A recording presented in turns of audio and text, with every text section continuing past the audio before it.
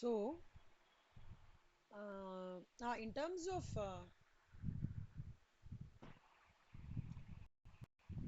of instances of non-agriculture income, salary received by an employee from any business is a non-agro income. Okay, va? Dividend received by a company engaged in agriculture operation இருந்தாலும் is a non-agricultural income. Income from salt, fisheries, breeding, uh, royalty income from mines, interest income earned by a cultivator from conversion of sugarcane to jaggery in non-agro income to the extent to which income is related to such conversion only. Interest on arrears of rent receivable in respect of agricultural land is non-agro income. Income from sale of trees, grasses grown spontaneously without any human effect is non-agricultural income. இதுல வந்து 15ல ஏதாவது ஒரு ரெண்டு வந்து கேட்பாங்க, எம்சிக்யூஸ்ல கேட்பாங்க. Just go through பண்ணிக்கோங்க, சரியா? ஓகே. சி எப்படி வந்து treatment of agriculture and partly non agriculture income எப்படி நடக்கிறதுன்னு சொல்றேன்.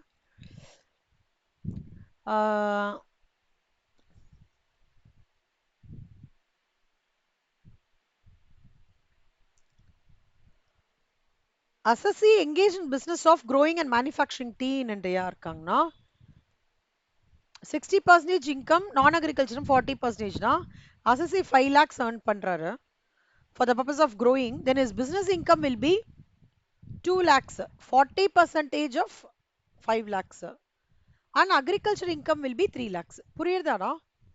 இதுல 60%, 5 lakhsல 60% எவ்வளோ? 3 lakhs. அது agriculture income. ரிமைனிங் வந்து 40% வந்து நான் அக்ரிகல்ச்சர் இன்கம். அப்படி கிளாஸிஃபை ஆகும். Assessee is engage the business of growing and manufacturing rubber in India. 65% income. ஒரே நிமிஷம்டா, இது தீர ஸ்மெல் வருது.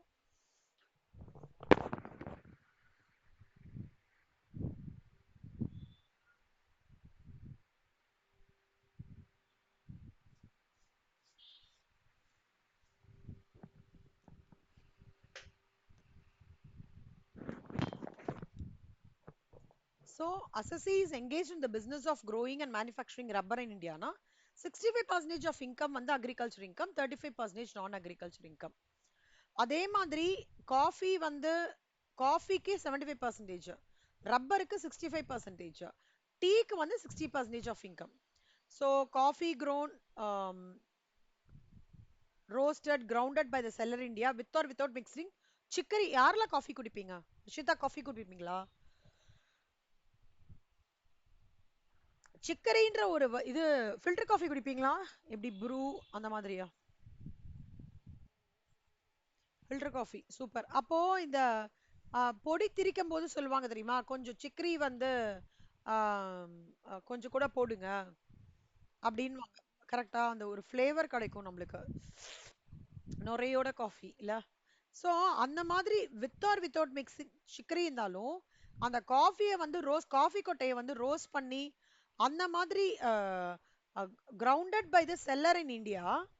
சிக்கரியை ஆட் பண்றாங்களோ ஆட் பண்ணலையோ ஒரு அதர் ஃபிளேவரிங் இன்கிரீடியன்ஸ் எது இருந்தாலுமே is basically 60% of income and 40% of the income. இதுல இந்த வந்து coffee grown and cured by the seller in India, இல்ல coffee grown and grounded by the seller, அதாவது இதுல end to end ரெஸ்பான்சிபிலிட்டி இவருக்கு இருக்குன்னு வச்சுக்கோங்களேன். அப்ப 60%.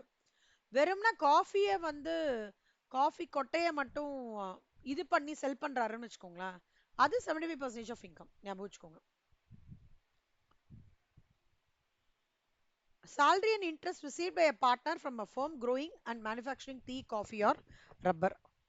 இந்த மூணு இது ரொம்ப இம்பார்ட்டன்ட் எம்சிக்யூஸ்க்கு.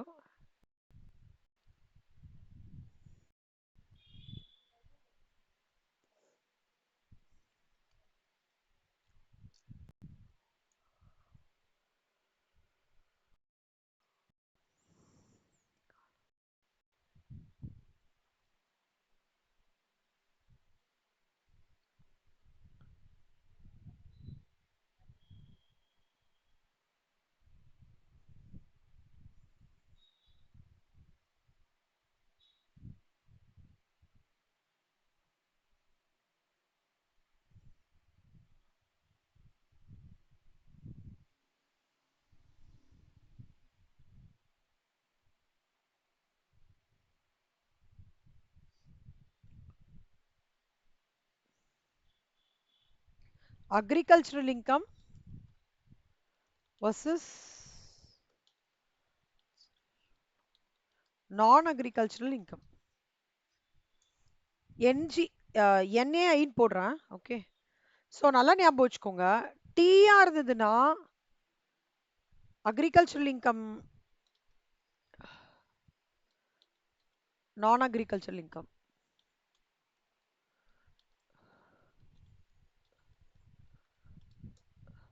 சிக்ஸ்டி 40. ஓகேவா? ரப்பர்னா 65-35. காஃபி ஜஸ்ட் க்ரோயிங்னா 75-25. End to end, without me grounded by the seller, full coffee process. அப்பனா 60-40. இது நாலு ஞாபகம் வச்சுக்கோங்க. சரியா? ஸோ இது வந்து ரூல். அடுத்தது illustration 10. மித்ரா படிங்க மித்ரா, illustration 10.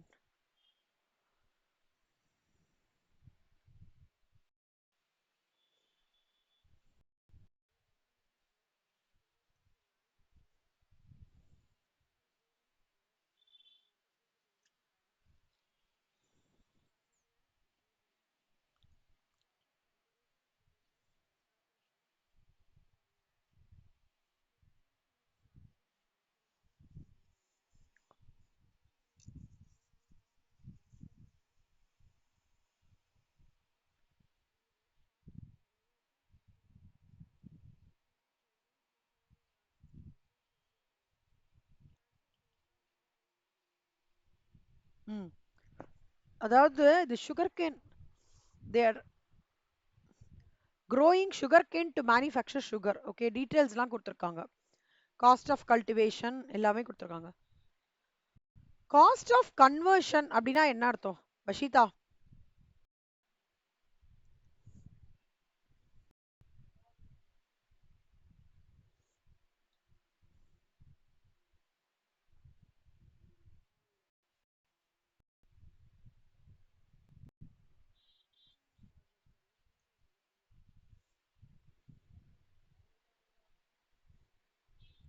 எங்கடா அந்த வார்த்தையை கேள்விப்பட்டிருக்கீங்க? Cost of conversion காஸ்டிங்ல.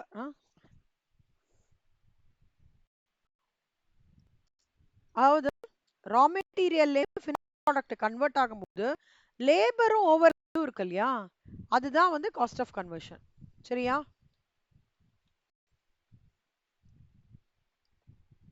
ஃபர்ஸ்ட் இது ஞாபகம் வச்சுக்கோங்க.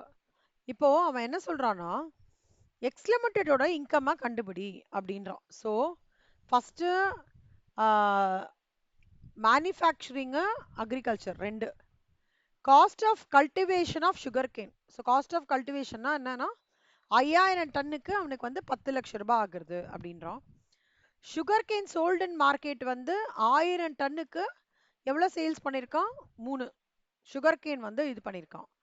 Sugar cane used for sugar manufacturing அது வந்து 4000 டன்னுக்கு எவ்வளோ வேல்யூவேஷன் தெரில. காஸ்ட் ஆஃப் கன்வர்ஷன் வந்து 5. அதாவது காஸ்ட் ஆஃப் கன்வர்ஷன்னா labour and over to make the raw material converted into finished product. Sugar produced and sold in market, so 25 lakhs. கரெக்டா? இப்போ இந்த சம் பார்த்தீங்கன்னா, so sale of agro product in market எவ்வளோ தூரம் sale பண்ணியிருக்கான்? அது 3. So அது basically it's part of your agriculture income. அதுக்கப்புறம் sale of manufacture product in market, அதாவது சுகரை வந்து ப்ரொடியூஸ் பண்ணி, இது சுகர் கேன் சோல்ட் இன் மார்க்கெட்டை சுகரை வந்து ப்ரொடியூஸ் பண்ணி ஓகே அதர்ஸ் மார்க்கெட்டுக்கு செல் பண்ணியிருக்கான். அப்போனா என்ன? அது மேனுஃபேக்சரிங் வருது. புரியுறதா? சுகர் கேனுன்றது வந்து ஆக்ரோ ப்ராடக்ட் அக்ரிகல்ச்சர் ப்ராடக்ட்டை சேல் பண்ணியிருக்காங்க, அக்ரிகல்ச்சர் கேட்டகரி. மேனுஃபேக்சர்டு ப்ராடக்ட்டை வந்து இன் மார்க்கெட்டில் பண்ணது வந்து 25 lakhs. Okay, notional sale of agro product used in the process of manufacturing அப்படின்னா என்ன அர்த்தம்னா,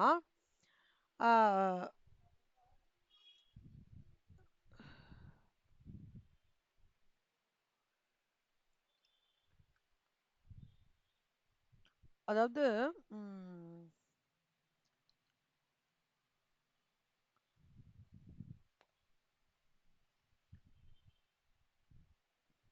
சுகர் மேனுஃபேக்சரிங்க்கே ஓகே சுகர் கேன் வந்து யூஸ் பண்ணியிருக்கான். சுகர் கேன் ஒன்று தனியா ஒன்று, சுகர் ஒன்று தனியா ஒன்று, அப்புறம் இது தனியா சேல்ஸ் நடந்திருக்கு, இதுவும் தனியா சேல்ஸ் நடந்திருக்கு. ஆனா இந்த பார்ட் ஆஃப் சுகர் கேன் இருக்கு இல்லையா, அதை வந்து சுகர் மேனுஃபேக்சர் அப்படின்னா என்ன அர்த்தம்னா they are trying to use the raw material for the to get the finished product. கரெக்டா? so raw material used for finished product எவ்வளோ? sugar cane used for sugar manufacturing எவ்வளோ? 4000 டன். கரெக்டா? அப்போ அவன் என்ன சொல்றான்னா 1000 டன்னு 3 ரூபாய். அப்ப 4000 டன் எவ்வளோ?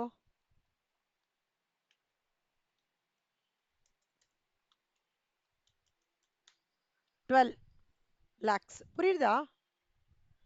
ஒரு கேட்டகரி சுகர் கேனு ஃபுல்லா சேல் ஆயிடுது, ஒரு கேட்டகரி சுகர் அவுட்கம் சேல் ஆகுது, இன்புட்டும் சேல் ஆகுறது, அவுட்புட்டும் மார்க்கெட்ல சேல் பண்றான். ஆனா எந்த ரா மெட்டீரியல் ஃபினிஷ்டு ப்ராடக்ட்டுக்காக யூஸ் பண்ணியிருக்கான்னா 4000 டன் ரா மெட்டீரியல் சுகருக்காக யூஸ் பண்ணியிருக்கான்.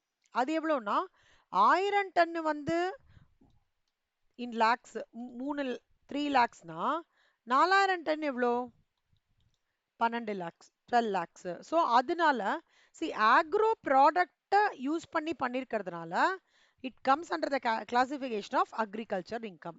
அப்போ மொத்தமாக அவனுக்கு வந்து notional sale of agro product use in the process of business manufacturing. அப்போனா மேனுஃபேக்சரிங்கை பொறுத்த வரைக்கும் 25 லட்சம் ரூபாய் ரெவென்யூ, அக்ரிகல்ச்சர் இதை பொறுத்த வரைக்கும் 15 லட்சம் ரூபாய் ரெவென்யூ. கரெக்டா? எவ்வளோ காஸ்ட் ஆஃப் கன்வர்ஷன்? 5 லட்சம் ரூபாய்.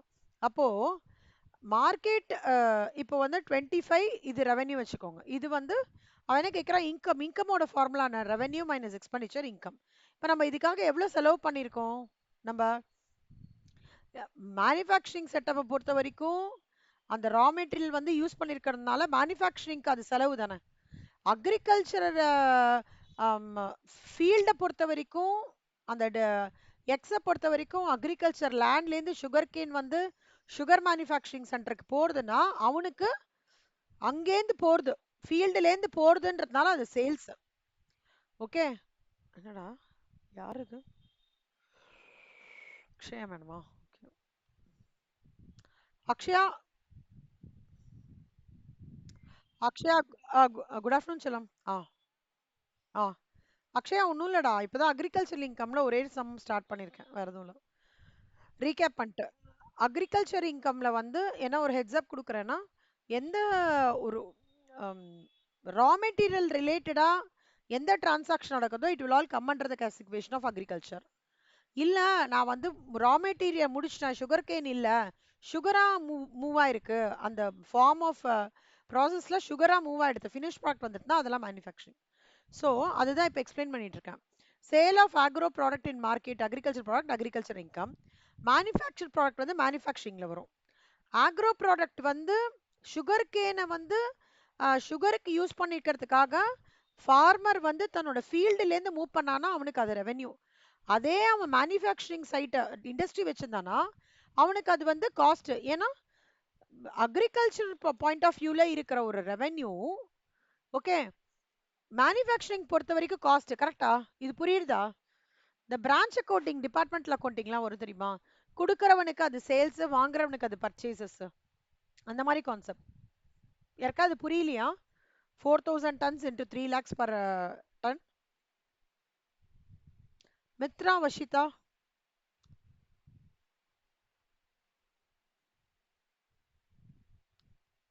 என்னடா ப்ளே பண்ணல? வஷிதா புரியுதா? வஷிதா புரியல. எங்க புரியல சொல்லுங்க.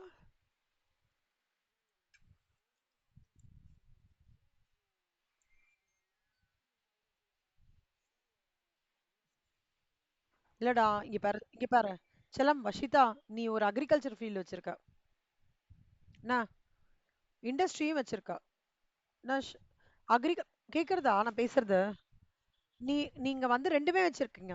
அக்ரிகல்ச்சர் ஃபீல்டும் வச்சிருக்கீங்க, மேனுஃபேக்சரிங் இதுவும் வச்சிருக்கீங்க, இண்டஸ்ட்ரியும் வச்சிருக்கீங்க.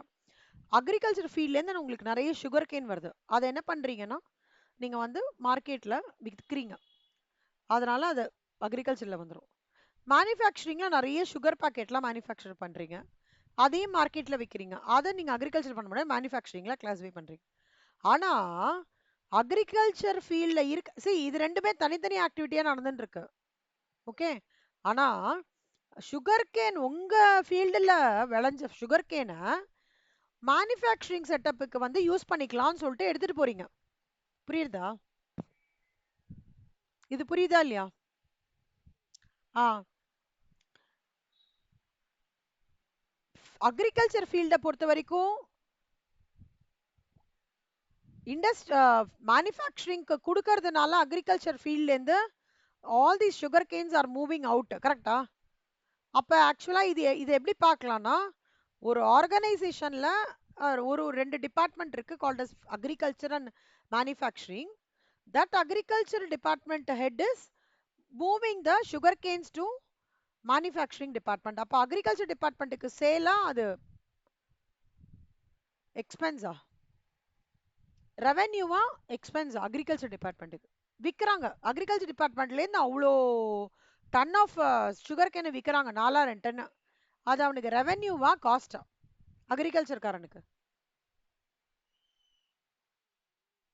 ஆ மேனுஃபேக்சரிங் உங்ககிட்ட இருந்து வாங்குறான்ல, நீங்களே தான் கடா. பட் ரெண்டு ஹெட் வச்சிருக்கீங்க, அக்ரிகல்ச்சருக்கு ஒரு ஹெட், மேனுஃபேக்சரிங்க்கு ஒரு ஹெட் பர்சன் வச்சிருக்கீங்க.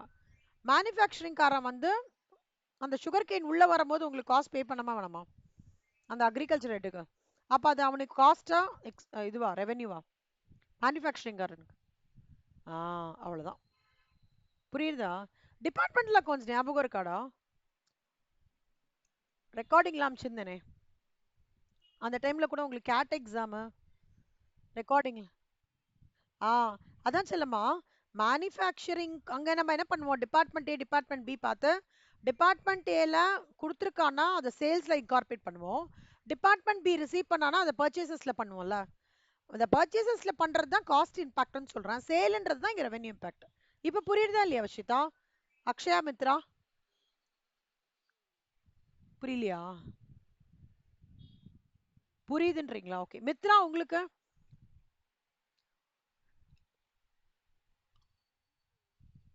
எனக்கு என்னமோ உங்களுக்கு ரெண்டு பேருக்குமே மூணு பேருக்கும் புரியாத மாதிரியே எனக்கு ஒரு இன்ஸ்டிங் சொல்லுது. திருப்பி சொல்லுங்க. இவ்வளவுதான்டா, இப்ப இதான்டா ஆரம்பிச்சிருக்கேன். இதுதான் புக் இது படிச்சோம். ரெசிடென்ட்னா யாரு அதெல்லாம் இருக்குல்ல, அந்த கண்டிஷன்ஸ் படிச்சுட்டு அக்ரிகல்ச்சர் இன்கம் சும்மா ஒரு ரீகேப் பண்ணிட்டு இப்பதான் இந்த சம்ம ஆரம்பிக்கிறோம். உனக்கு புரியுதா Akshaya?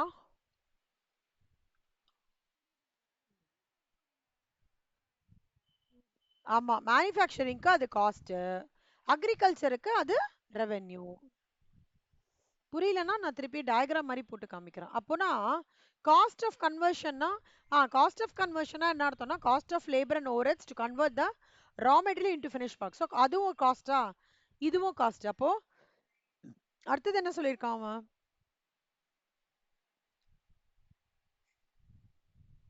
Cost of cultivation of sugar cane. அது அவனுக்கு காஸ்ட் தானே. சுகர் கேனுக்கு என்ன பண்ணுவாங்க cost of cultivation?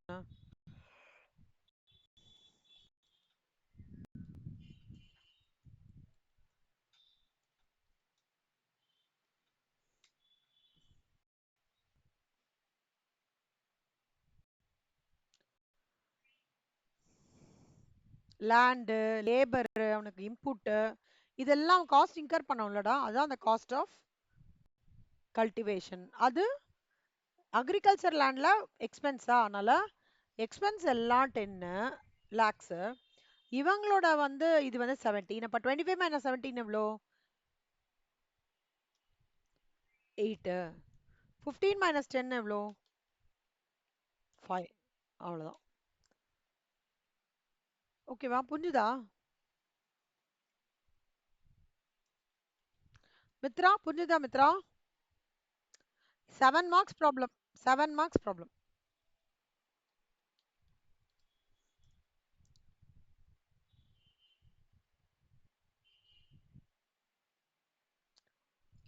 Next impact of agricultural income on tax computation எப்படிலாம் இம்பாக்ட் ஆகுறது அப்படின்றதுக்கு ஸ்டெப்பா சொல்றாங்க. ஓகே, எப்படி ஒரு டோட்டல் இன்கம் ஆஃப் த அசசில அக்ரிகல்ச்சர் இன்கம் இன்க்ளூட் ஆகிறதுக்கான கண்டிஷன்ஸ். அசசி இண்டிவிஜுவலோ ஹெச்யூஎஃப்ஓ பாடி ஆஃப் இண்டிவிஜுவல் யார் யார் வேணா இருக்கலாம். Assessee has non-agriculture income exceeding the maximum amount of exemption. That is 3 lakhs if assessee is paying tax under the default tax regime. Okay, இது விட்டுருங்க இது விட்டுருங்க, இப்போ வேண்டாம். என்னம்மா? பண்றேன்டா. தோ. ஆ ஸோ ட்ரீட்மெண்ட் எப்படின்னா, compute the income tax on total income of the assessee including agro income, agriculture income. Agro income na அப்புறம் compute income tax on agro income plus maximum exempted limit. Tax liability before says tax as per step 1 minus tax as per step 2. இது calculation பண்ணும்போது ஈஸியா இருக்கும், நல்லா ஞாபகம் வச்சுக்கோங்க.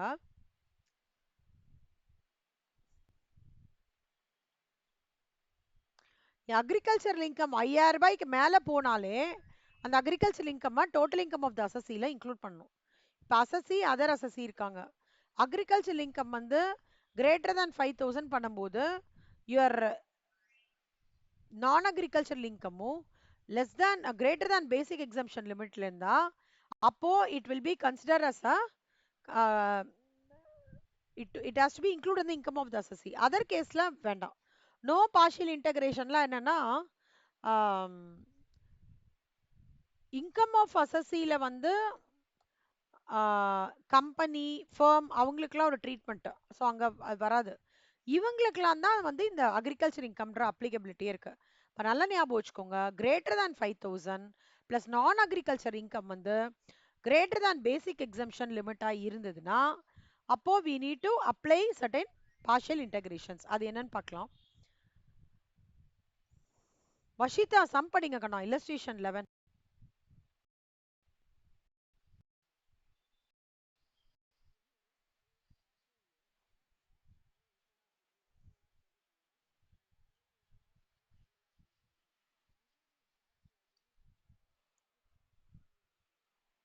கரெக்டடா, assessment year தான் செல்லம்.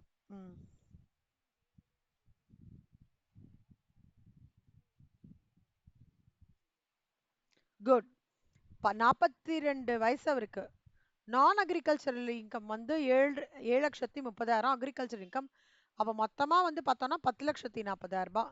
டாக்ஸ் லைபிலிட்டி என்னன்னு கேட்குறோம். How shall your answer differ if the old regime new regime ரெண்டு இருக்கு.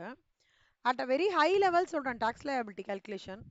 இன்கம் டேக்ஸ் 10,40,000 அதில் இப்படி ஸ்ப்ளிட் பண்ணி கொடுத்துருக்கான்.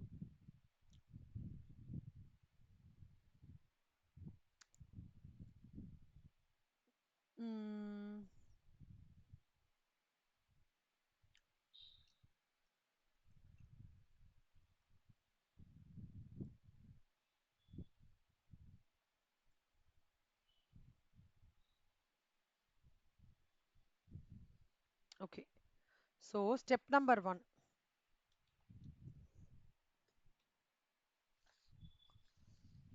இந்த ஓல்டு ரிஜிம் நியூ ரிஜிம் என்ன மித்ரா ஆக்சுவலா? Any idea?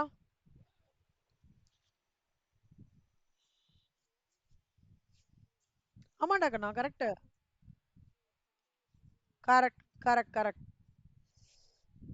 பர்ஃபெக்ட். ஒரே நிமிஷம், அந்த இது டேட்டா எடுத்துக்கிறேன் அந்த ஓல்டு.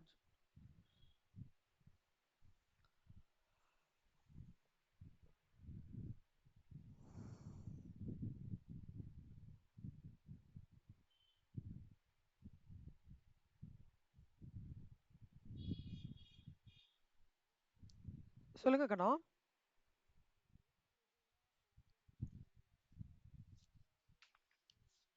ஓல்டு ரிஜிம் அதாவது சில பேர் வந்து அது என்னன்னு காமிக்கிறேன் first. Old regime new regime உங்களுக்கு புரியும்.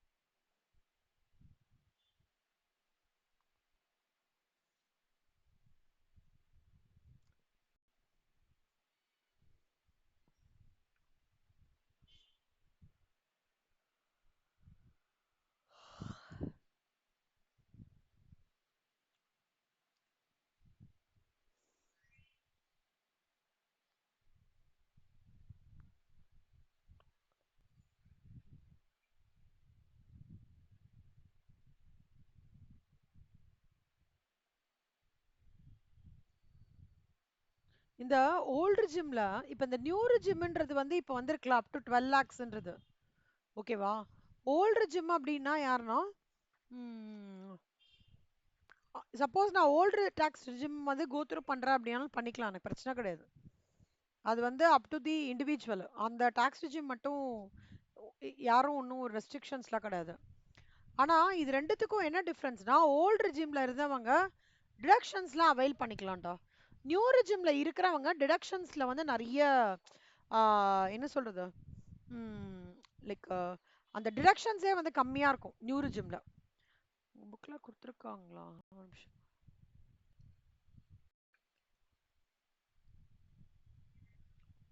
வஷிதா, நான் இதை மட்டும் உங்களுக்கு இது பண்ணி சொல்றேன்டா. சரியா? அந்த சிங்கானியா புக்ல இருந்து எடுத்துட்டு சொல்றேன். நம்ம புக்ல நம்ம புக்ல எல்லாமே ஓல்ட் டாக்ஸ் ஜிம் வச்சு தான் கொடுத்துருக்காங்க. நியூ டாக்ஸ் ஜிம் எதுவுமே இல்ல. நான் உங்களுக்கு அதை இது பண்ணி உங்களுக்கு நான் சொல்றேன். சரியா? அதை எடுத்துட்டு அதுவும் உங்களுக்கு கன்ஃபார்ம் பண்ணோம். சர்சார்ஜ் கன்ஃபார்ம் பண்ணோம். ஓகேவா? அது ரெண்டு மட்டும் நான் பார்த்துட்டு அது ஒரு ஒர்க்கிங் இருக்கு ஆக்சுவலா, நியூ டாக்ஸ் ரிஜிமும் ஓல்ட் டாக்ஸ் ரிஜிமும். அது என்னன்னு சொல்றேன்.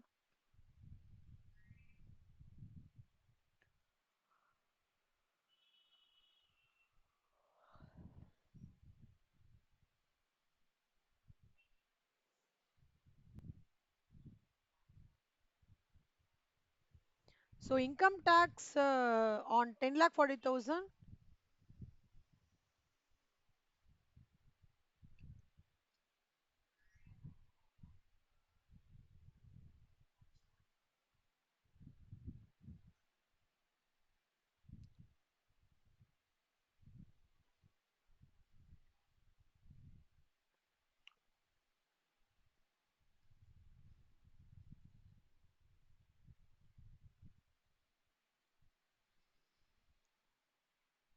ஒரே ஒரு நிமிஷம் கண்ணா. ஒரே நிமிஷம்.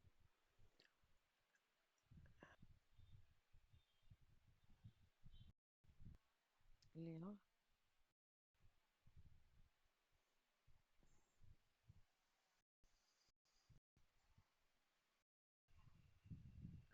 இல்லையா? சரி மித்ரா, நீங்க படிங்க.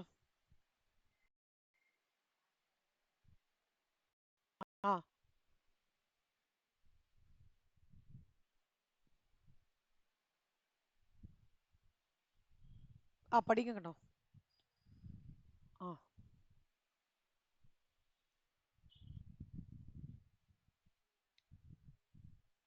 ம்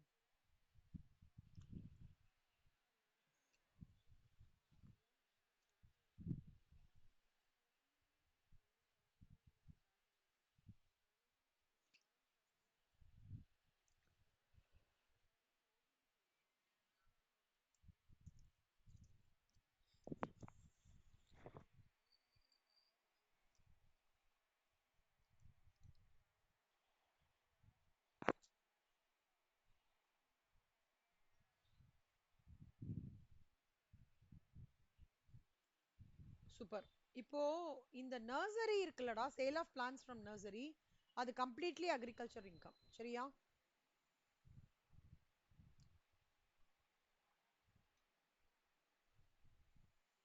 இங்க பாருங்க. ஸோ இப்போ மேனுஃபேக்சரிங் ஆஃப் ரப்பருக்கு என்ன பர்சன்டேஜ்? 5 லேக்ஸா? கரெக்டா?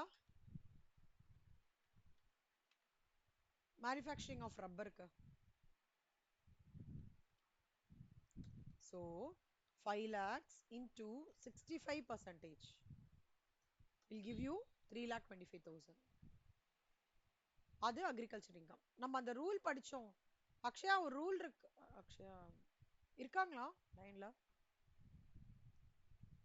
அக்ஷயா இருக்காங்களா லைன்ல? ஓகே. ஸோ 5 லேக்ல வந்து 65%, ஓகேவா, அக்ரிகல்ச்சர் இன்கம். அதுலயே 5 லேக்லயே 35% வந்து நான் அக்ரிகல்ச்சர் இன்கம். ஓகே, இது ஒண்ணு.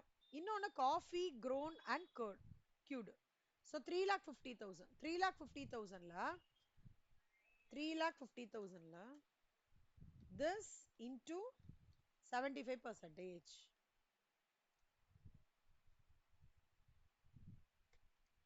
2,62,500. Remaining, this minus this will be your non-agriculture income. அடுத்தது manufacturing of tea. டீக்கு என்ன கொடுத்துருக்காங்க நம்ம 7 lakhs. 60, 40. This into 60 percentage. 7 lakhs into 40 percentage.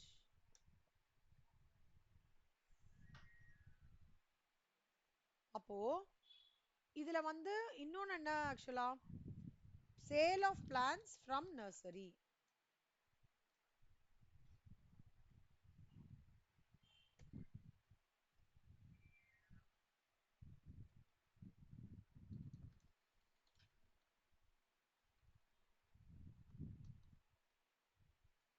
அது கம்ப்ளீட்லி அக்ரிகல்ச்சர் இன்கம்.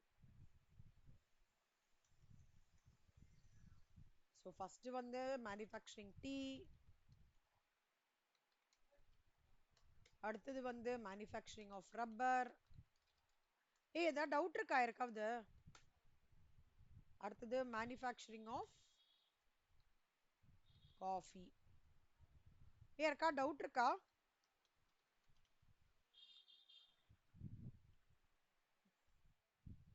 ஓகே.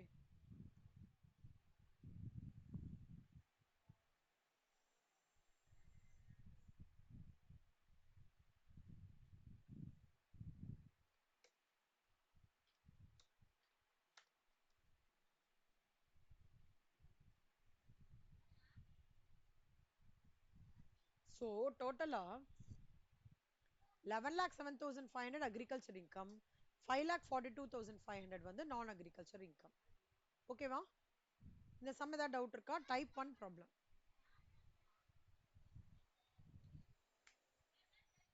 என்னமா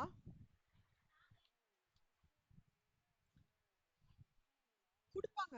கொடுப்பாங்க செல்லம். சிக்கரின் ஆமாம்மா கொடுப்பாங்க. சம்பளம் கண்டிப்பா கொடுப்பாங்க. ஓகேவா? இதுதான் இல்லஸ்ட்ரேஷன் டூல். மித்ரா புரியுதா? மித்ரா, அக்ஷயா, வஷிதா ஏதாவது டவுட் இருக்காடா? குட். 7 மார்க்ஸ் சம்ம டைப் 1 ப்ராப்ளம்.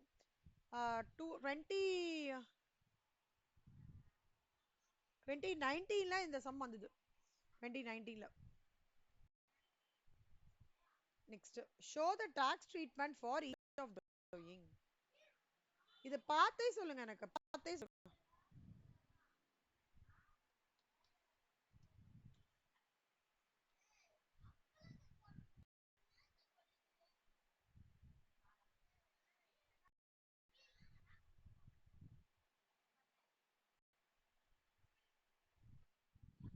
என்னமா எழுதலையே செல்லம்மா? எழுதலடா. யாரா உனக்கு தெரிஞ்சவங்க கிளியர் பண்ணிட்டாங்களா? வெரி குட்ரா, super super, very good.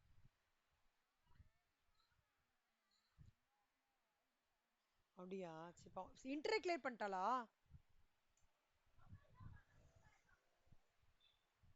Akshaya, interview clear பண்ணிட்டாளாடா? கேக்கல. இன்டர் ஓ சரி சரி சரி. ஓ ஃபவுண்டேஷன் சரி.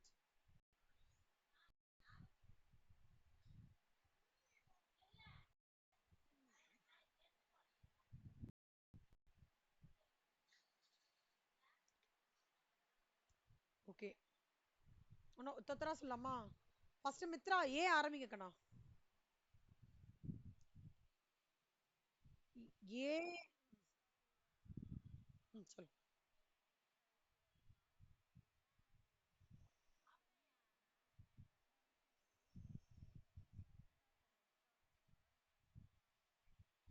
ஆ சோ நம்ம ஒண்ணு படிச்சோம் தெரியுமா?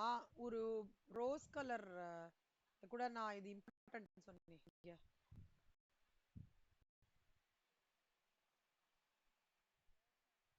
ஆ இங்க பாருடா.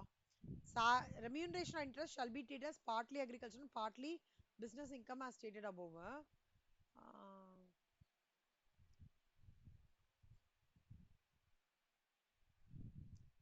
received from any business having agriculture income is a non-agriculture income. இல்ல என்ன பண்றான், he is employed in an agriculture farm தான். He is interested with tilling of land, is remuneration being 50% of the net profits earned by the firm. ஆனாலும் அவன் employee of the concern தான், கரெக்டா? when you are employee of the concern, அப்பனா நீங்க எங்க வருவீங்க, எந்த கேட்டகரைசேஷன் வருவீங்க? salaries categorization வருவீங்க. புரியுதாடா?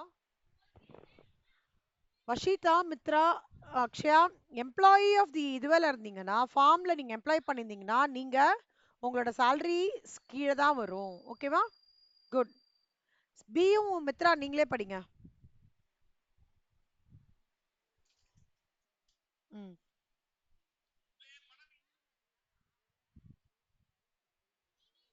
ம் கரெக்ட். இங்க பாருங்க, டிவிடெண்ட் அவன் அவன்லேருந்து அக்ரிகல்ச்சர் ஆப்ரேஷன்ஸ்லேருந்து அவனுக்கு ஒரு அமௌண்ட் வந்திருக்கு, அதை அவன் ஷேர்ஸ்ல இன்வெஸ்ட் பண்ணியிருக்கான். ஓகேவா?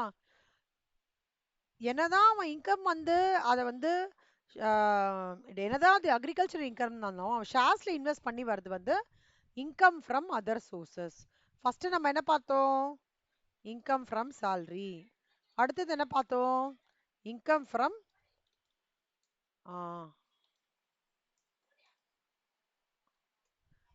மூணாவது சி. வஷிதா நீங்க சொல்லுங்க கணா.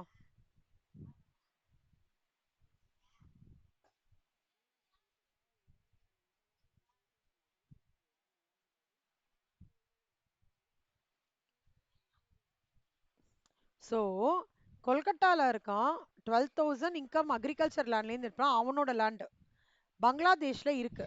ஓகேவா கண்ணா? அப்போ such income is received in Bangladesh. பங்களாதேஷ்ல தான் ரிசீவ் ஆயிருக்கு. ஸோ அப்போ இது என்ன, ஏதாவது இந்தியா பாயிண்ட் ஆஃப் வியூல என்னது?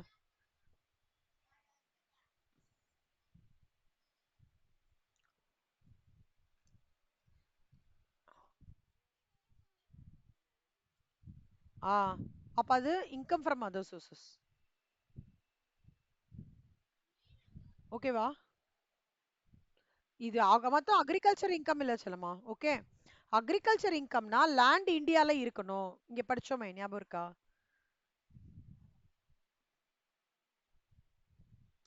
லேண்ட் இந்தியால இருக்கணும், சிச்சுவேட்டட் இன் இந்தியா, அதான் அக்ரிகல்ச்சர் இன்கம். ஓகேவா? Land should be in India, land should that Indian இல்ல வந்து அக்ரிகல்ச்சர் பர்பஸ், அதை தான் agriculture land. Land situation outside இந்தியாலாம் அக்ரிகல்ச்சர் இன்கம் கேட்டகரியிலே வராது. அப்பனா அவனை பொறுத்த வரைக்கும் அது வந்து அக்ரிகல்ச்சர் இன்கம் கிடையாது. First of all income from other சோர்சஸ்லேருந்து.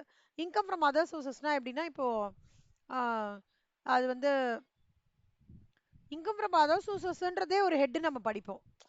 அதாவது நீ சேலரியும் இல்லை, நீ உன்னோட ப்ரொஃபஷன்லேருந்தும் அந்த பைசா வரல, உன்னோட ஹவுஸ் ப்ராப்பர்ட்டிலேருந்து வரல, நீ ஏதோ லேண்டை இந்தியாவில் வித்துட்டு அதன் மூலமா ஒரு லாபம் பார்த்துருக்க, அந்த அமௌண்ட்டும் இல்லைன்னா any other category will be class under the head income from other sources. புரியுதா?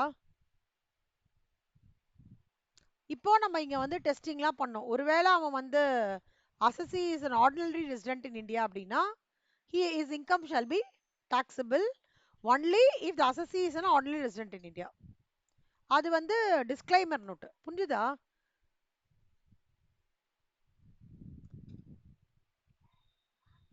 Agriculture land should be in India.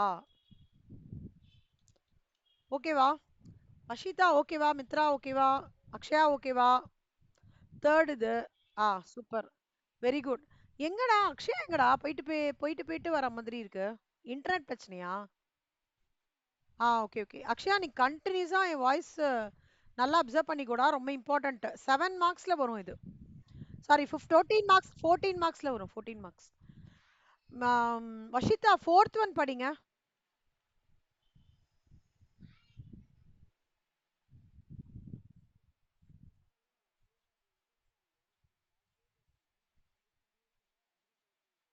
ம் இதுல வந்து எஃப் வந்து இப்போ இந்த ஜமீனு அந்த மாதிரிலாம் இருப்பாங்கல்ல ஒரு ஊர்ல, அவங்க என்ன பண்ணுவாங்கன்னா வட்டிக்கு விடுவாங்க. ஓகே, எப்படின்னா அந்த யாராவது ஒரு பாவம் ஃபார்மரே யாரோ பத்திரத்தை கொடுத்துருக்கான்னு வச்சுக்கோங்களேன்.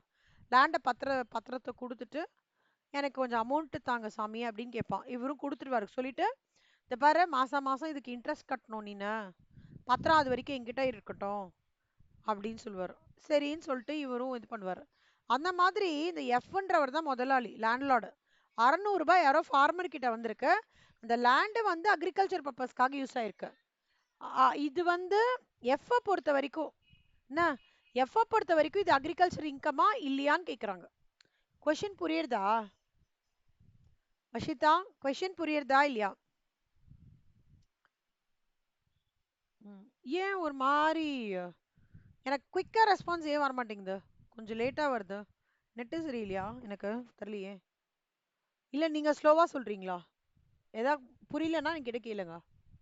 குயிக்கா கட கட கட கடன்னு நம்ம பார்க்கணும். சரியா? ஸோ டி வந்து it is not agriculture income. சரியா? It is not an agriculture income.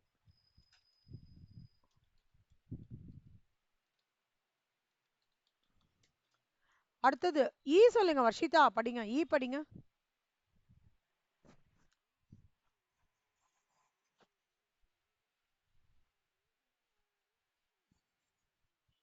Ah, for lease of land for grazing of cattle required for agricultural purposes. ஞாபகம் வச்சுக்கோங்க, இந்த கிரேசிங் ஆஃப் கேட்டில் எல்லாம் வந்தாலே என்னன்னா it is an agriculture income. சரியா?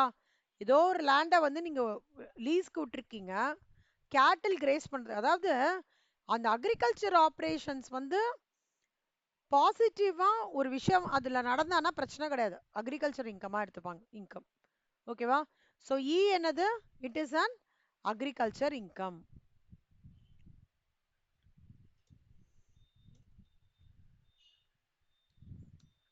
அக்ஷயா அடுத்தது படிடா. he receives rupees 400.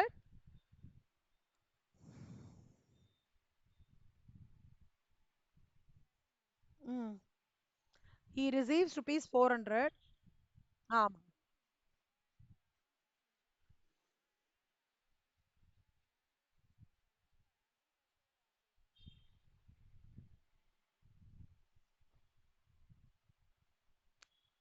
சாரிடா, சாரிடா, எஃப்டா கணா. எக்ஸ் ரிசீவ் சரி, இது ஹெச் பார்த்துட்டு பார்க்கலாம். Income from sale of trees of forest which are of spontaneous growth and relation to which forestry operations alone are performed, or income from sale of wild gas of spontaneous growth. இது என்ன சொல்றீங்க? Cross grown spontaneouslyயாவே இருக்குல்ல, அதெல்லாம் வந்து agriculture income கிடையாது, ஞாபகம் வச்சுக்கோங்க. சரியா?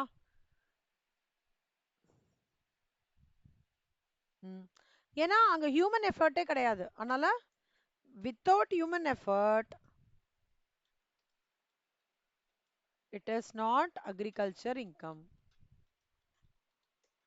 இப்ப எஃப் படிடா. எக்ஸ் ரிசீவ்ஸ், நீ ஹெச்ஆன்னு கேட்டபோது எஃபோட ஹெச் தான் ஹெச்ன்ட்டு நான். படி படி. H receives. Ah,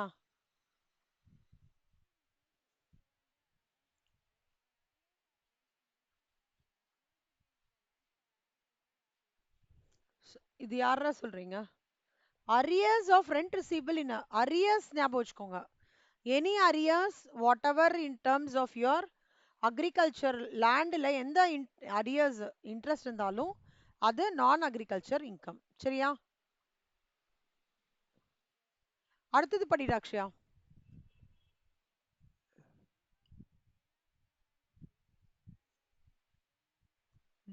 Denuded parts of the fat.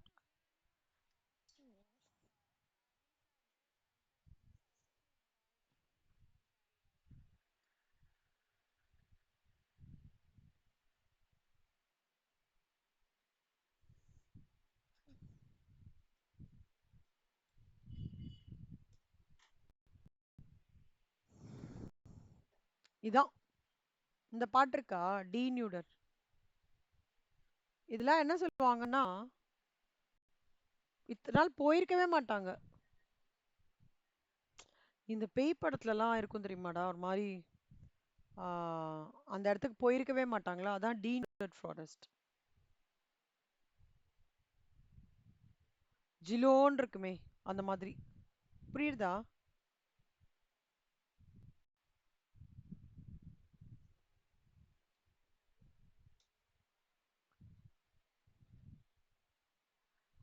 அந்த இடத்துல இதுவே பண்ணியிருக்க மாட்டாங்க.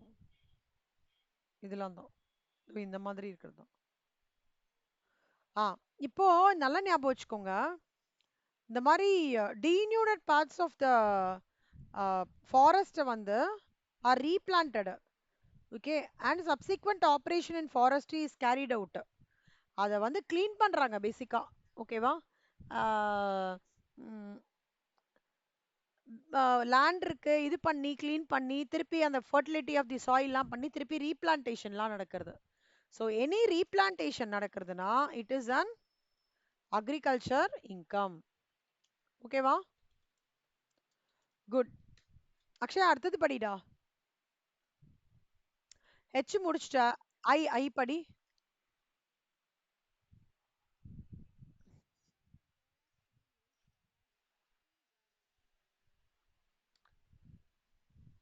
Income from a sale of tea.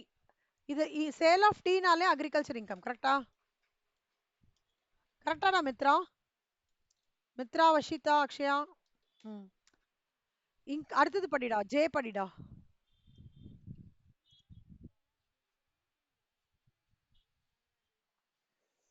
சொல்லுடா. இப்ப இது என்னடா? லேண்டு சிச்சுவேட்டட் இன் பங்களாதேஷ், அவுட் சைடு கண்ட்ரி. அப்போ நாட் அன் அக்ரிகல்ச்சர் இன்கம். சரியா? ஆ ஓகே. ம். பவுல்ட்ரி ஃபார்மிங்ன்றது வந்து வேற. பவுல்ட்ரி ஃபார்மிங்னா என்ன? ஆ கரெக்ட். கரெக்ட். இதான் பவுல்ட்ரி ஃபார்மிங்.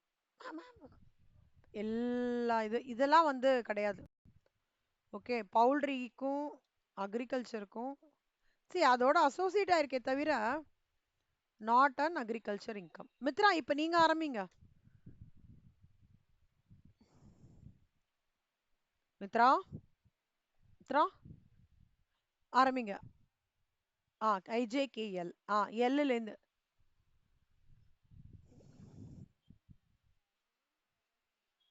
ம். இது சொல்லுடா. ஆ growing flowers, agriculture income. Very good. அடுத்தது.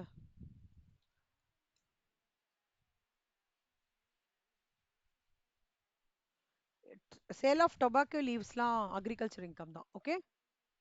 ஆ அடுத்தது படிச்சலாம்.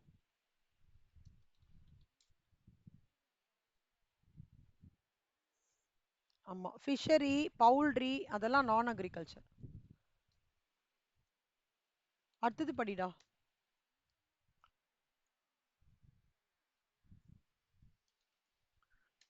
அவுட் சைட் த கண்ட்ரியா? Outside the country non agriculture. கடைசியா வஷிதா கடைசியா முடிச்சுடுடா. Income of rupees.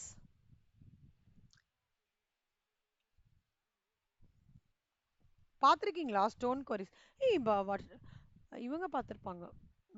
நீங்க 2 பேர் பார்த்துருப்பீங்கடா. ஸ்டோன் குவாரிலாம் பார்த்துருக்கீங்களாடா? இந்த குவாரி இந்த இந்த பல்லாவரம் மலை பக்கத்துல இருக்குடா ஒரு குவாரி. இதெல்லாம் நீங்க பார்த்துருக்கீங்களா ஸ்டோன் குவாரிஸ? இந்த மாதிரி. ஆ ஏய் அது என்ன படம் அது? அஜித்தோட படம் ஒண்ணு வருமே. அந்த ட்ரக் இதெல்லாம் பண்ணி. என்னடா? சொல்லுங்க.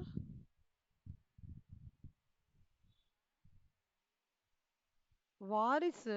இன்னும் அஜித்தோட ஒரு படத்துல ஃப்ரீக்வென்ட்டா வரும். விஜய் மூவிலயும் அந்த காரி வரும். இதுல வரும்டா. அவங்க வந்து அந்த பைக் ரேஸ்லாம் பண்ணிட்டே டக்குன்னு எடுத்து இந்த குவாரிக்குள்ள இருக்கிற தண்ணியில தானே குதிப்பாங்க அந்த பைக்ஸ்லாம். அது என்ன படம்டா?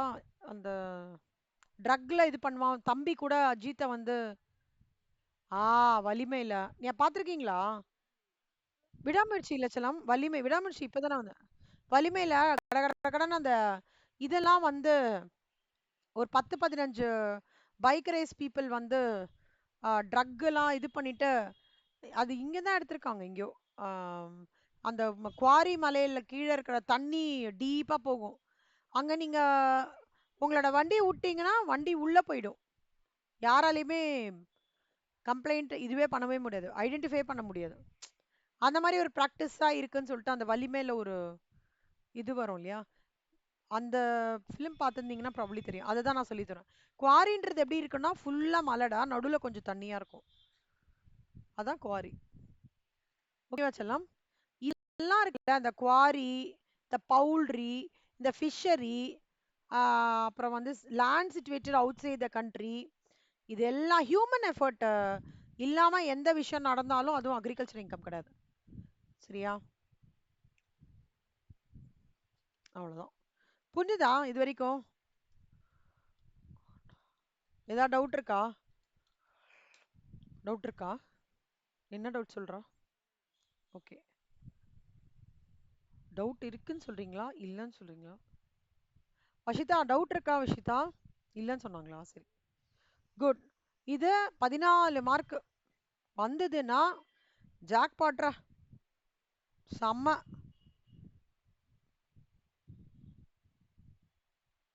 ஓகே, ஹோம்ஒர்க் பண்ணிடுறீங்களா அதெல்லாம் செல்லம்? ஆனா வேற வழி இல்லடா, ஹோம்ஒர்க்கு டைட்டா தான் போகும், டெஸ்ட் டைட்டா தான் போகும், பட் முடிச்சிடுங்க சரியா? ஓகே, இந்த ஃபைல் அனுப்பிச்சிடுறேன். இந்த இது மட்டும் இல்லஸ்ட்ரேஷன் 11 மட்டும் I will get back to யூண்ணா. அதுவும் சர்சார்ஜ், அந்த ஓல்டு ரிஜிம் நியூ ரிஜிம் நான் உங்களுக்கு கம் பேக் பண்றேன். ஓகே, ஸோ அவ்வளோதான் கண்ணா.